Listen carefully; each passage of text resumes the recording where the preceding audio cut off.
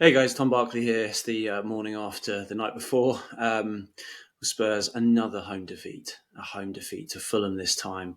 Three defeats in a week now, and the worst of the lot. Let's be honest. I think Arsenal's a worse performance, of course, but even though it's North London derby, I don't think many Spurs fans were expecting much away from home at the best team in the country right now. But this was the one that it felt like Thomas Frank really, really needed to win, and all the sort of strangely momentum from the PSG game and positivity, despite conceding five. The fact that they were attacking, they scored three goals, they looked more of a threat, kind of got sucked out of them within 6 mad minutes right at the start of the game here. It was a game in which Guglielmo Vicario lost his head with his massive mistake, which we'll come on to. Spurs lost another home game. And calls for Thomas Frank to lose his job were growing louder and louder after this, which I say with a heavy heart, to be honest, because I always feel like manager needs to be given time. I still feel that is the case as badly as it's going right now, because he's only, 4 or 5 months into the job. But I do understand the fans' frustration because as far as I can see, I can't see any discernible evidence of improvement from the team. And I'm left completely confused by what a Thomas Frank Tottenham team is. I know he changes his lineup up a lot. I know he changes his formation up a lot. And to be fair, I have praised him for that in the past. Ange was often criticised for not adapting. There is a certain element of flexibility that, when it works, has been welcome from Frank. I mean, look at Ruben Amorim. The fact that he just was wedded to one system all the time is clearly not is not the right way to go. But there's also another side to it where you go too far, and the amount of tinkering Thomas, to be honest, he should be known as so far at Tottenham, seems to go too far. And you're sort of left not really sure what a Thomas Frank Spurs team should be. In fact, that's probably quite a good question for him this week. I'm sure he would talk about, aggressivity, intensity, all of that kind of thing. But more often than not, you haven't even seen that in matches. And just Fulham again last night was just really poor in the main. I guess they had a bit of a rally in the second half, but even that didn't last too long, despite getting a goal back. But let's start straight away with Vicario and fan reaction, and then Frank's reaction to that, because that's the sort of headline grabbing moment from the match itself. So obviously Spurs have a horror start, 1-0 down after Kenetete's deflected goal early doors. And then comes this moment in the 6th minute where Jimenez is running through. Vicario comes out. He's in a relatively good position. He should just clear his lines, whack it clear, put it into row Z. I imagine Marcus Buckland, my colleague on the Tottenham way, must be tearing his hair out. He hates players trying to play out from the back. But this is a classic case of, what are you doing? What are you doing, Guglielmo? Just get rid of it. There is no justification in the modern game. People talking about like how playing out from the back can lead to chances. There's no justification here of doing this. I'm not having that at all.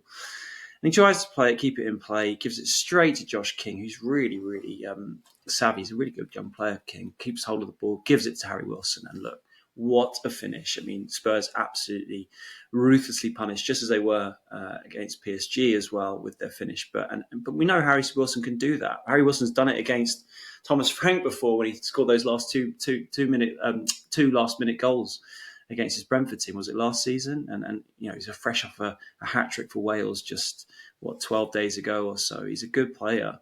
I think if Harry Wilson had electric pace, he'd be an absolute top player. But in terms of his technique, particularly with chances like that, there aren't many better around, and it's a sublime finish. And then obviously afterwards, the fans are frustrated. They start booing Vicario for his next few touches on the ball out of frustration. And Frank afterwards has a pop. He has a pop at the fans for doing that. He says they're not real Tottenham fans, or words to that effect. Doesn't like it. It's unacceptable. Of course, he's right, but at the same time, first of all, of course he's right. As frustrating as it is, and as badly as it's going at the moment, and as brainless a decision as that was from Vicario, it doesn't help anyone, apart from fans being able to sort of get it out of their system, that frustration, by booing him during the game. So I think Frankie is correct in that position, but at the same time, is he really in a position to lecture any Tottenham fans right now after the way it's going and the amount of home performances he's serving up right now? He says he never reads anything and isn't aware of what's the narrative around him. But I suppose it's on us as journalists to constantly flag it up to him how people are feeling and how fans are feeling. They're really before this match, a lot of them had seemed to have turned on Thomas Frank already, and he seems to be in a slightly precarious position. So when I was at the game yesterday and we saw that he'd said that to the TV, you just thought, well, that's just gonna inflame the situation and make that relationship that already seems to be fraying between a lot of the fans and the manager, which is important. It's really important. It's just going to make it even less secure by doing that. And again, as on the one hand, you guess you respect him for his principles, and I agree with him. But maybe he could have found a different way, a more diplomatic way of making his point or avoiding it completely, because I think that's just going to wind fans up even more who already, really sore after so many bad home performances under Frank so far this season. A dreadful 2025 in general when it comes to the home form in the Premier League, which we'll come on to in a second.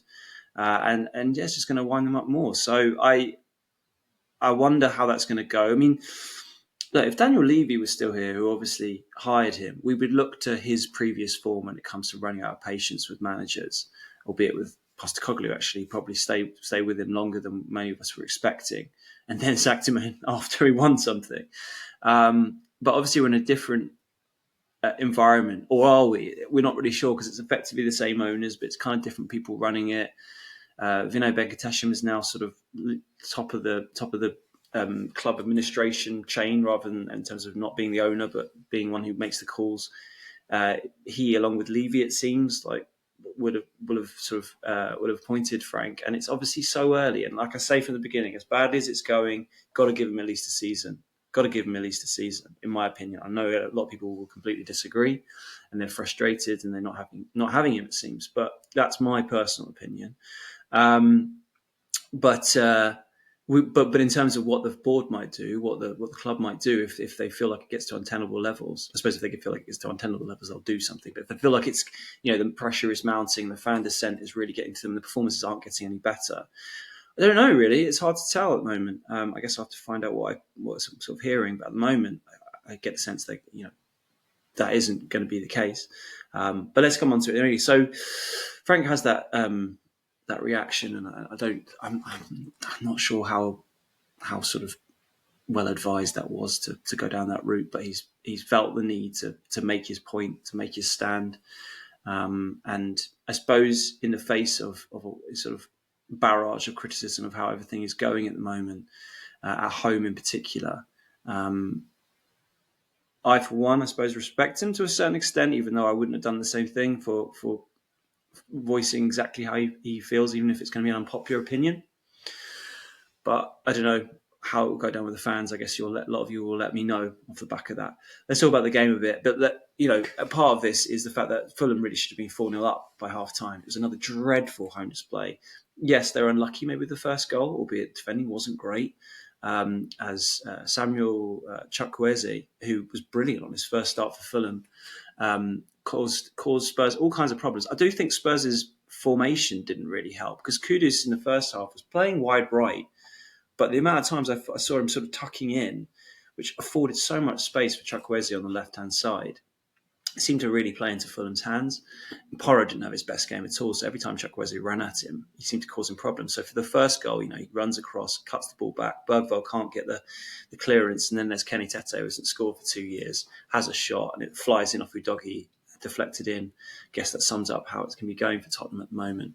That goes in. Then you have the Vicario incident, which is just crazy. And I suppose, in fact, let's do it now. There is a conversation to be had for quite a while about Vicario. It just feels like when he was having some doubters, he won them over with that amazing performance against Monaco, and had been playing well.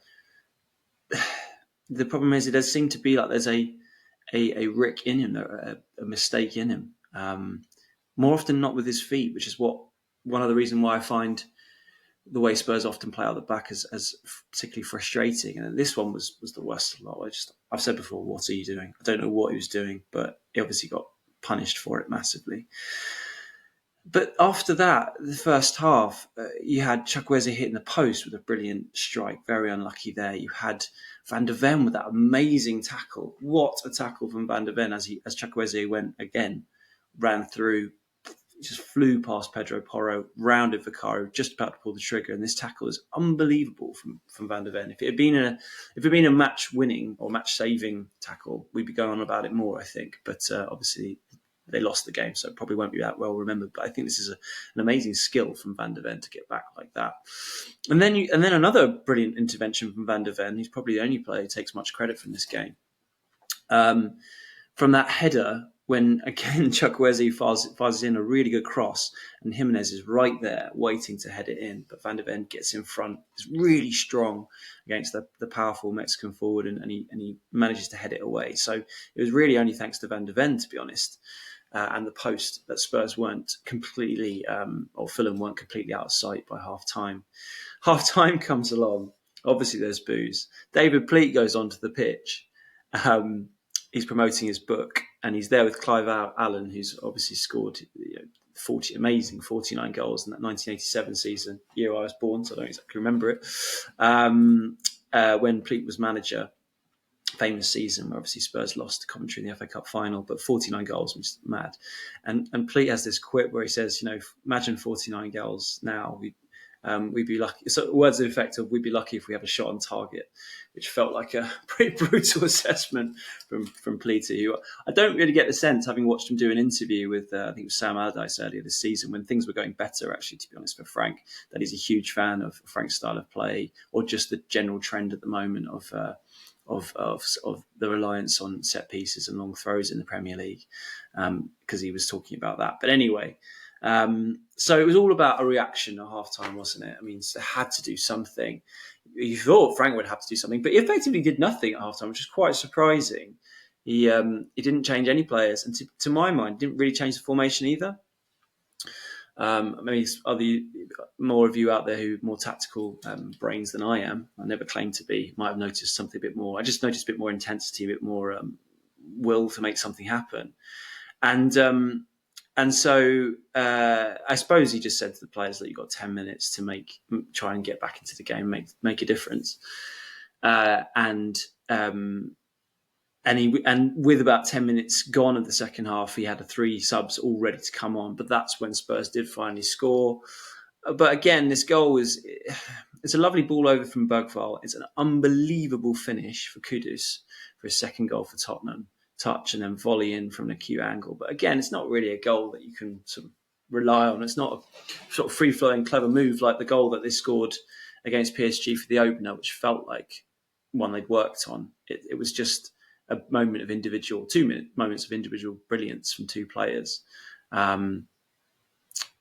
So the point being is that it's not exactly like a sort of vindication of brilliant coaching or strategy or planning off the training ground for that goal. To my mind, it's just a fantastic moment of individual brilliance for the finish and the ball over the top, which.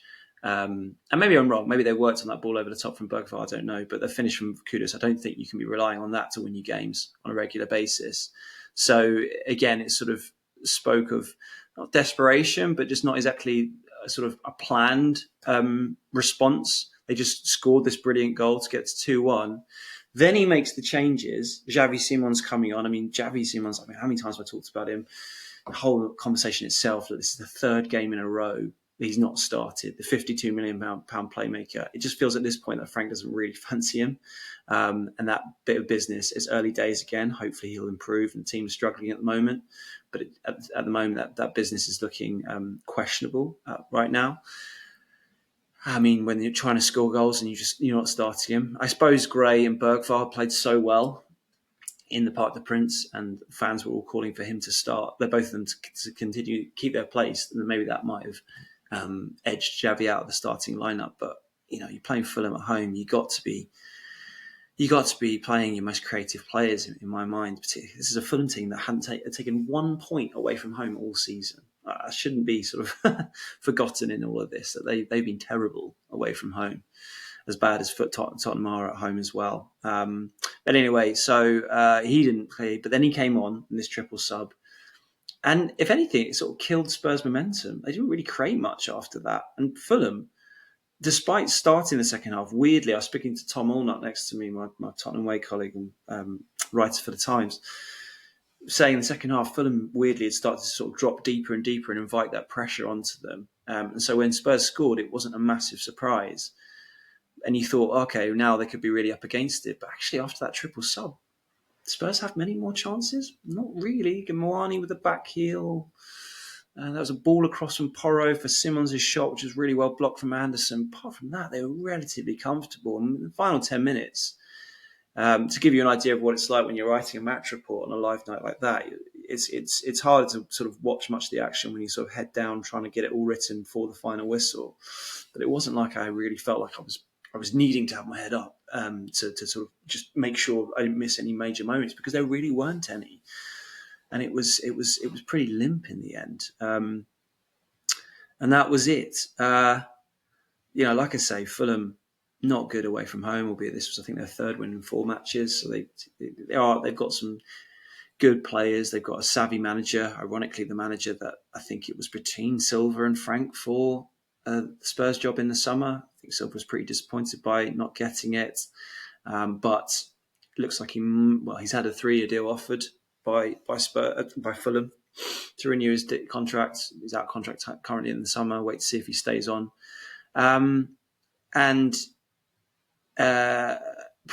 I don't know, it was kind of a toss-up between the two of them, really, wasn't in the summer. I'd be intrigued to know if fans would have preferred to have him. I get the sense not really. I don't think either of them, for a lot of fans' minds, was particularly inspired. I think they preferred Frank because of the sort of personality of him and what he'd done with the likes of Mbeumo and developed players.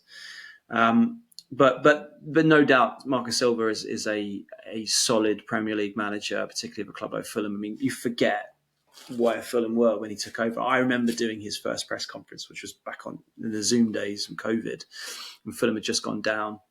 He'd come in, big question marks around his credentials after leaving Everton and the way things have happened in other games, in other clubs. But he got them promoted straight away, winning the Championship, and has been solid in the Premier League ever since. Yes, he's a bit of a ropey run before this winning run of late, but the winning run sums him up really. He's got around it, and he's got really savvy players. You sort of knew as soon as Tottenham went 2-0 down, you had the likes of Iwobi, you had the likes of Sasa Lukic, you had the likes of Anderson. These are like savvy Premier League players.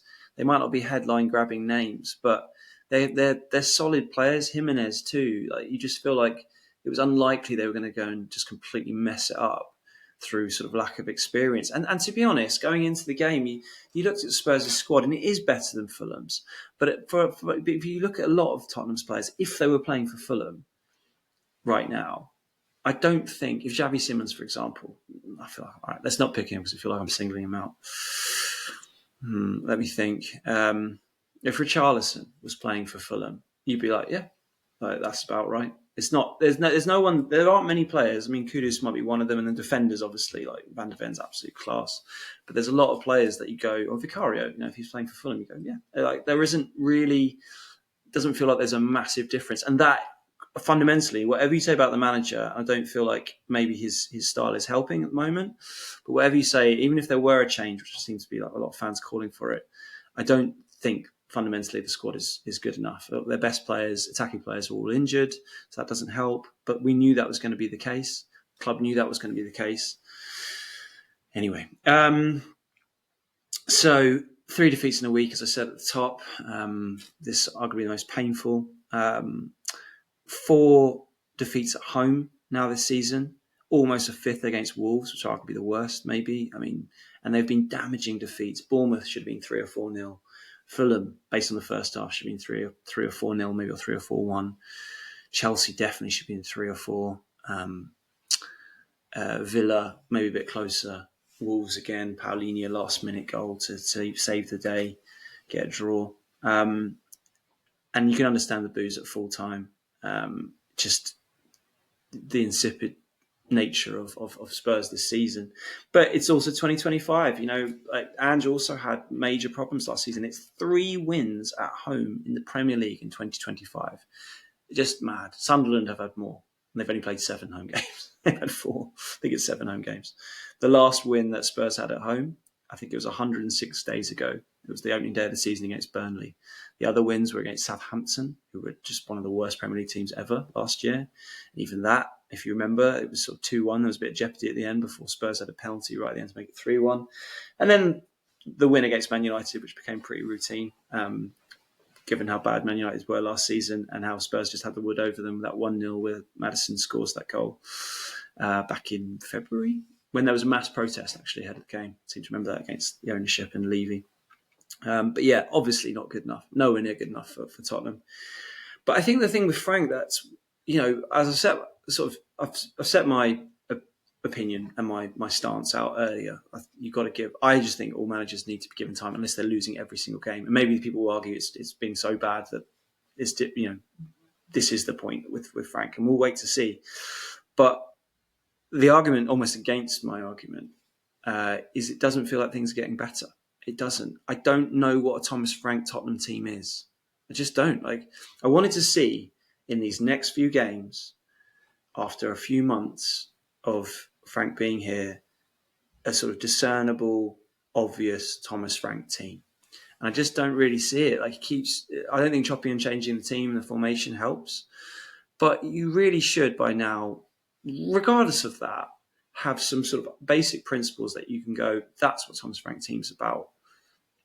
That's what his Brentford team was about, definitely. I'm just not seeing that at Spurs. Just not. And I think to sort of reclaim the goodwill for the fans who haven't turned, and it's hard to get them back. He needs to show that quite quickly. People need to see what the plan is. I think people can get behind a pragmatic style where it's the name of our podcast is the Tottenham Way for a reason. Okay, people at Tottenham expect free flowing or free floating, as Frank calls it, football to a certain extent, but they also know that Spurs are not the best team in the league by any stretch, and there are many ways to skin a cat. You can play defensively and you can grind out wins, and ultimately winning is the main thing. So I think people can get behind that to a certain extent, that approach, if they see it working.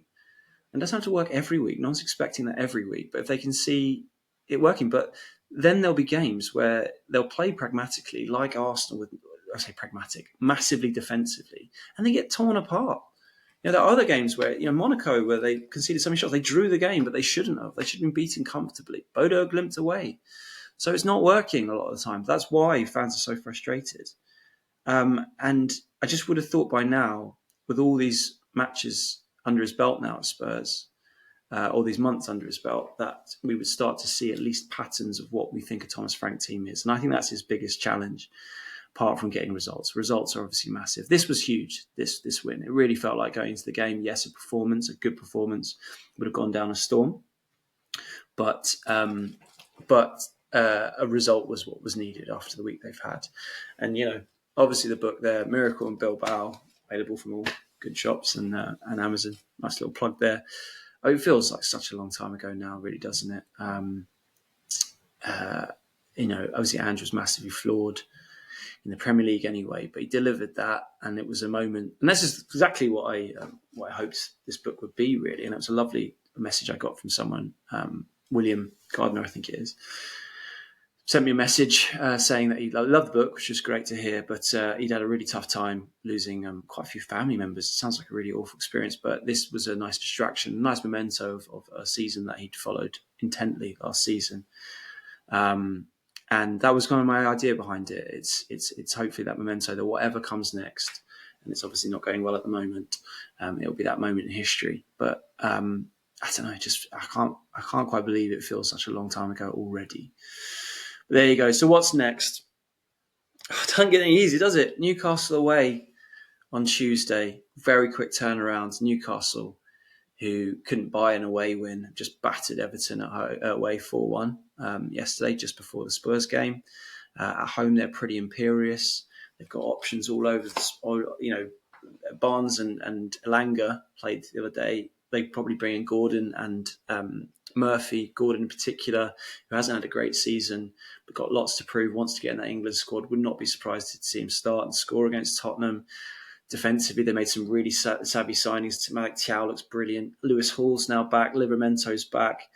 Tonali didn't even play the other day, and Louis Miley came in and was excellent. And Voltemado looks a really clever player up front. It's going to be difficult. And Eddie Howe seems to have had the wood on Spurs of late. What is it? Four wins out of 4. Their last 4. Obviously beat Frank's team relatively comfortably in the cup. A few weeks ago, I actually thought Spurs weren't terrible, and Xavi Simons had a better game, but ultimately Newcastle were relatively comfortable in that game.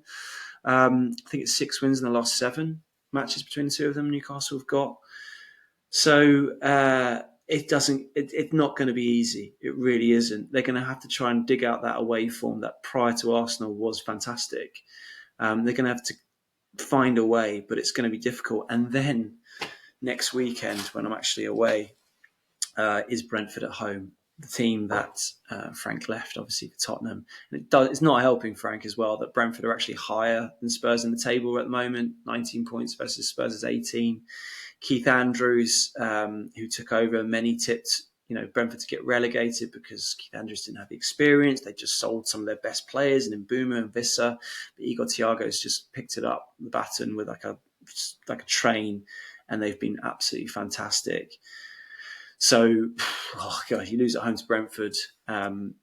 You do worry, particularly if they've lost to Newcastle as well, which, to be honest, the way they're playing both teams, it's hard to look past a Newcastle victory on Tuesday. Let's see.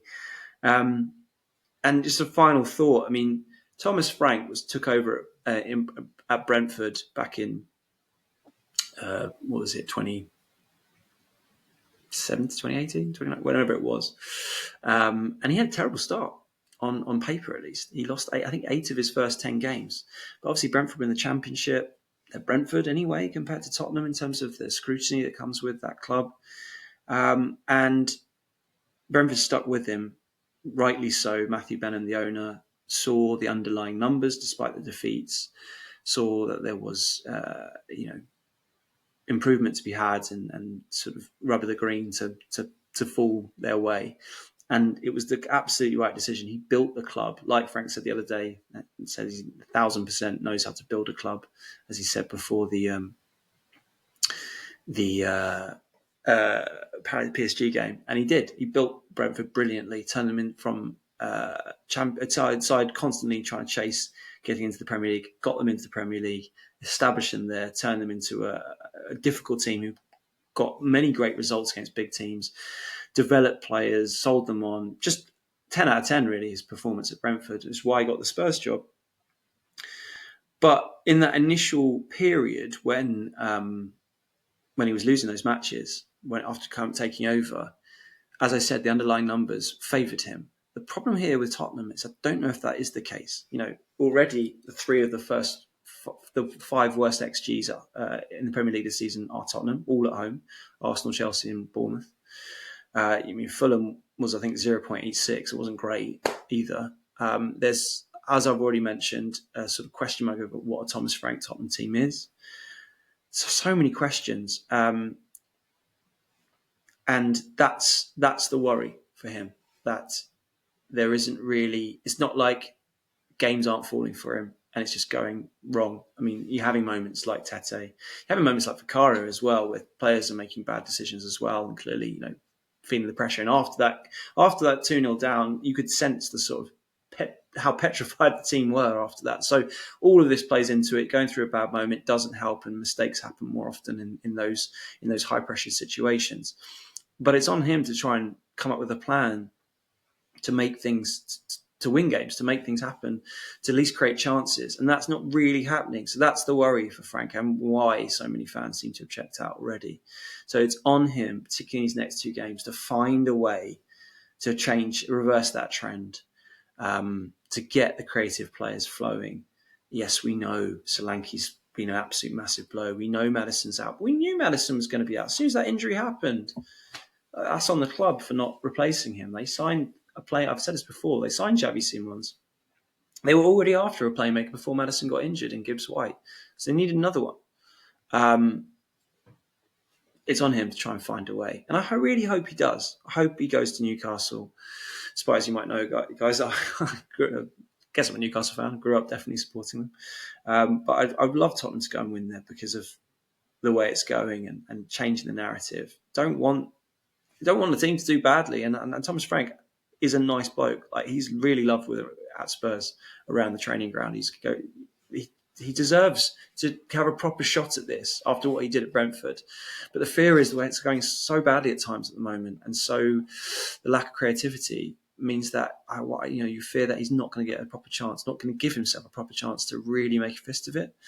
Anyway, I've rambled on long enough. Let me know, guys, what you thought, what you think, where Spurs are at, where you're at with Thomas Frank, what you made of his comments about the booing. Did you understand it, or did you think it was pretty ill-advised? What would you do for Newcastle? Who would you change? Did you drop Vicario after some of his performances, in that particular performance the other day? Did you get Xavi Simons in the team? What's the answer? Is there one? Cheers, guys.